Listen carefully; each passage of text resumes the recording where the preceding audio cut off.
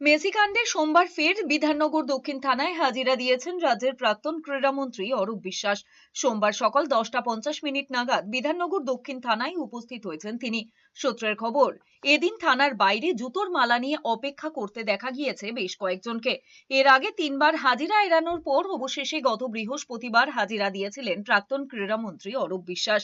প্রায় 3 ঘন্টা 10 মিনিট প্রাক্তন মন্ত্রীকে জিজ্ঞাসাবাদ করে পুলিশ। গত বছর 13ই ডিসেম্বর যুব ভারতীতে মেসির অনুষ্ঠান ঘিরে চরম বিশৃঙ্খলা তৈরি হয়। লিওনেল মেসির গায়ে কার্যত লেপ্টে ছিলেন তৎকালীন ক্রীড়ামন্ত্রী অরূপ বিশ্বাস।